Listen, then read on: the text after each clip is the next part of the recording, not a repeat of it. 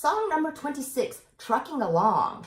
Now in this piece we have 3 notes. We have F sharp, utilizing the second fingers, middle finger. You go to open D string, back to F sharp, then E, which is your first finger on the first tape of your fingerboard.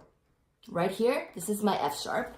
Again, my E is the first tape on D string, and then F sharp is my second finger right here. Make sure you have a space between your first and second finger. They're not close together, they're further apart like this. So after 4 beats, please, make sure your thumb is across from the first finger, tape right here, along the side of the violin neck. Make sure you have a hold, bow hold, put your bow at the frog on open D. Here we go. 3 F sharps, please.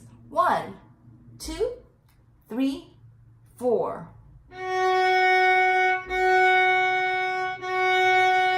Rest, open D. Now F sharp, second finger. Now first finger. 2, 3, 4. Second finger, F sharp.